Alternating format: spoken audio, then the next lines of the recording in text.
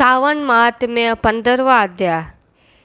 हे मित्रों, आपको मेरा ये चैनल कैसा लगा प्लीज़ कमेंट करें और आगे क्या करना चाहिए वो बताएं।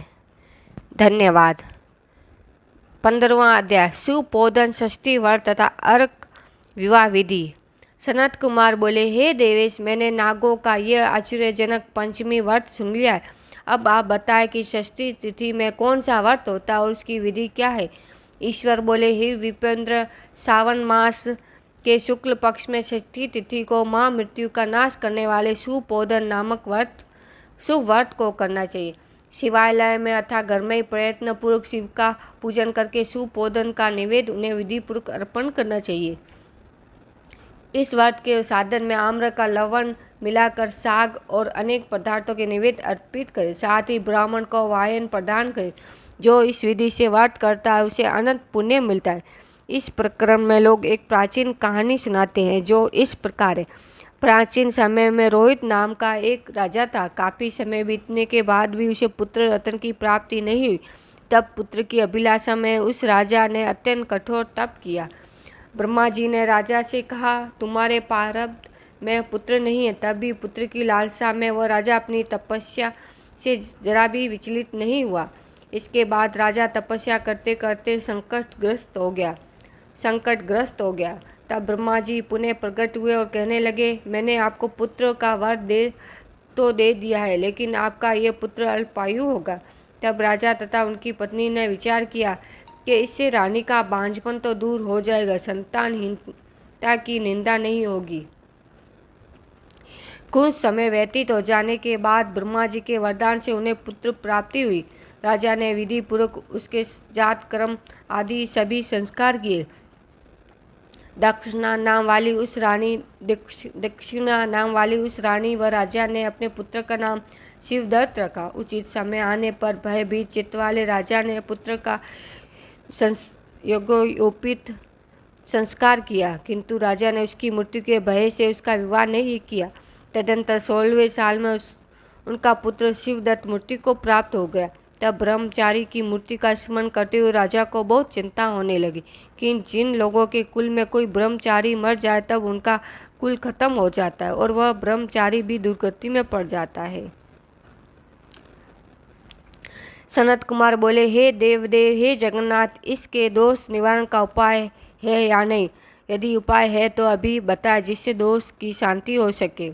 ईश्वर बोले, यदि कोई स्नातक तथा ब्रह्मचारी मर जाए तो अर्क विधि से उसका विवाह कर देना चाहिए। इसके बाद उन दोनों ब्रह्मचारी तथा अर्क को परस्पर संयुक्त कर देना चाहिए।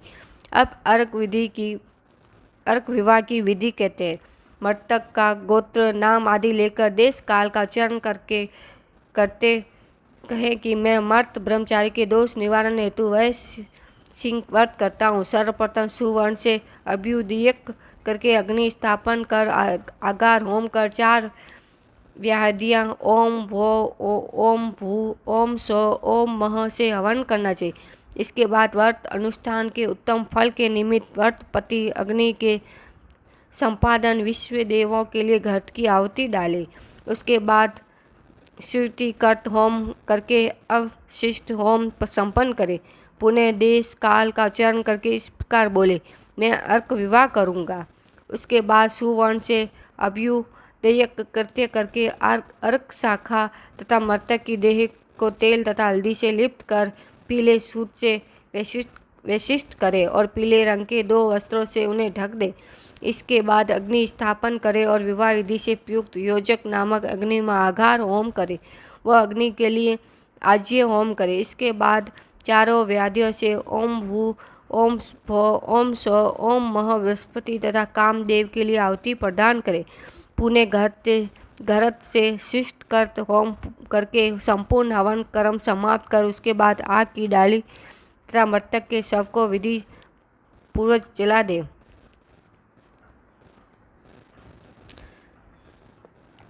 मृतक अथवा म्रियमाण के निमित्त 6 वर्ष तक इस व्रत का अनुष्ठान करना चाहिए।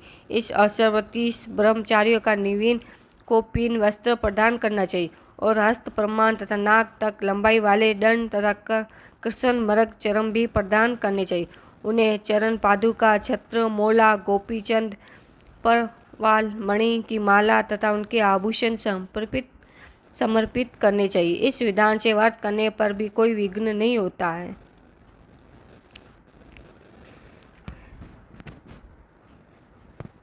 ईश्वर बोले, ब्राह्मणों से यह सुनकर राजा ने मन में विचार किया कि यह अर्क विवाह तो मुझे गौण प्रतीत होता है, मुझे नहीं, क्योंकि कोई भी व्यक्ति मरे हुए को अपनी कन्या नहीं देता है। मैं राजा हूँ, अतः मैं उस व्यक्ति अनेक रत्न तथा धन दूंगा जो कोई भी की वधू के रूप में अपनी कन्या प्रदान करेगा।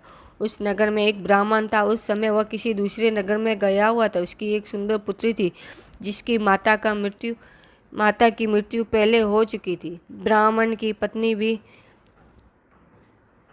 दूसरी थी जो ब्राह्मण की पुत्री के प्रति बुरे व्यवहार रखती थी तथा दुष्ट मन वाली थी। कन्या 10 वर्ष की थी तथा दीन थी और अपनी सौतेली माता के अधीन थी। अतः सौतेली माता ने देश तथा अत्यधिक धन के लालच में 1 लाख मुद्रा लेकर उस कन्या को मृतक राजकुमार के लिए दे दिया।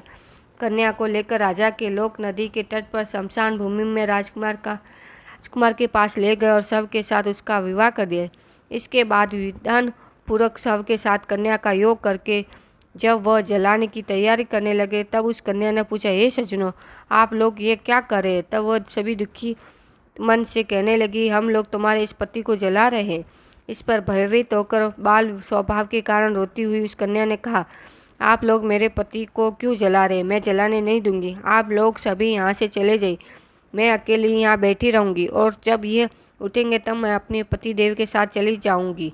उसका हाथ देखकर दया के कारण दीन चित्त वाले कुछ भाग्यवादी जन कहने लगे, अहो, होनहार भी क्या होता है? इसे कोई भी नहीं जान सकता।